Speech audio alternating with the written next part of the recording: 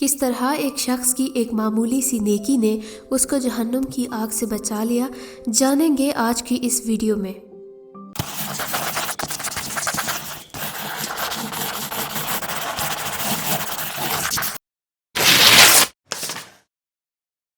اگر آپ اس طرح کے ایمان افروز واقعات روز سننا چاہتے ہیں تو ہمارے چینل کو سبسکرائب کریں اور ہماری ویڈیو سب سے پہلے دیکھنے کے لیے بیل آئیکن پہ کلک کریں۔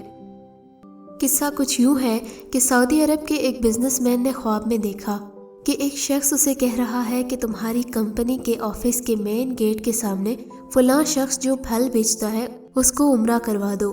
نیند سے بیدار ہوا تو اسے خواب اچھی طرح سے یاد تھا، مگر اس نے وہم جانا اور خواب کو نظر انداز کر دیا۔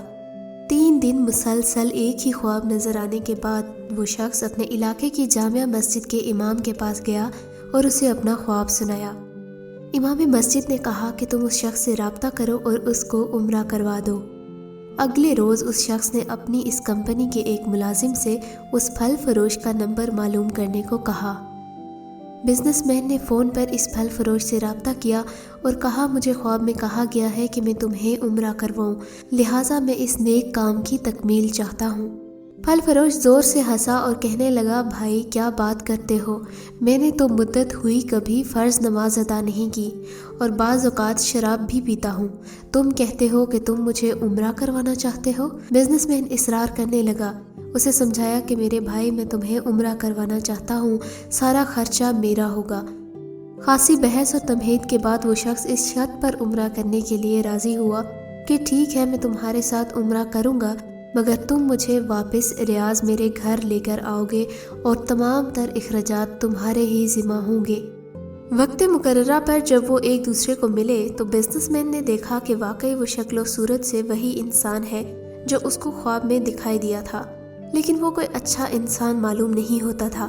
اس کے چہرے سے عیاں تھا کہ وہ شرابی ہے اور نماز کم ہی پڑھتا ہے۔ اسے بڑا تعجب ہوا کہ یہ وہی شخص ہے جسے عمرہ کرانے کے لیے خواب میں 3 مرتبہ کہا گیا۔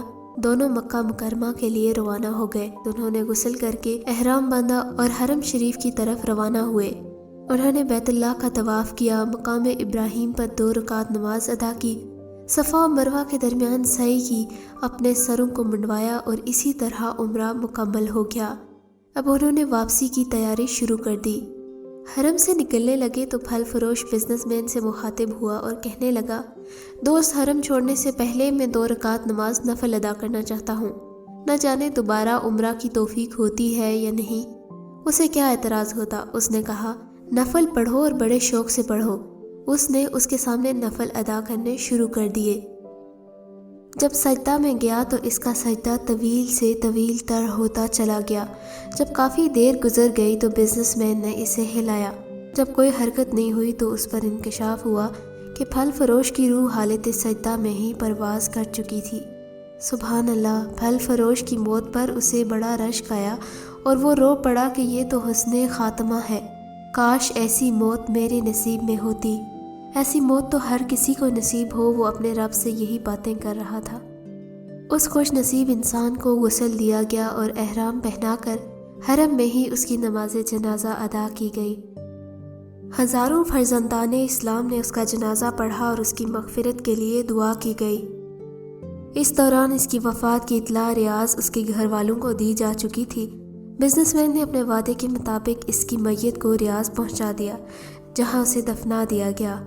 بزنس مین نے پھل فروش کی بیوہ سے تعزیت کرنے کے بعد پوچھا میں جاننا چاہتا ہوں کہ تمہارے شوہر کی ایسی کون سی عادت یا نیکی تھی کہ اس کا انجام اس قدر عمدہ ہوا اور اسے حرم میں سجدہ کی حالت میں موت آئی۔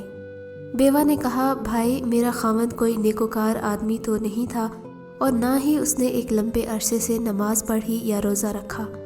میں اس کی کوئی خاص خوبی تو بیان نہیں کر سکتی، ہاں مگر اس کی ایک عادت یہ ضرور تھی کہ وہ ہمیشہ ہمسایہ میں ایک غریب بیوہ اپنے چھوٹے چھوٹے بچوں کے ساتھ رہتی ہے۔ میرا شوہر روزانہ بازار جاتا تو جو چیز ہمارے بچوں کے لیے لاتا، کھانے پینے کی وہ اشیاء اس بیوہ اور اس کے یتیم بچوں کے لیے بھی لے آتا تھا اور اس کے دروازے پر رکھ کر اسے آواز دیتا کہ اے بہن میں نے کھانا باہر رکھ دیا ہے، اسے اٹھا لو۔ یہ بیوہ عورت کھانا اٹھاتی اور آسمان کی جانب سر اٹھا کر دیکھتی اور کہتی اے اللہ رب العزت، آج پھر سے اس شخص نے میرے بھوکے بچوں کو کھانا کھلایا ہے، اے اللہ رب العزت اس کا خاتمہ ایمان پر فرما۔ شاید اس کی یہی نیکی تھی جس کی وجہ سے اس کا خاتمہ بالایمان ہوا۔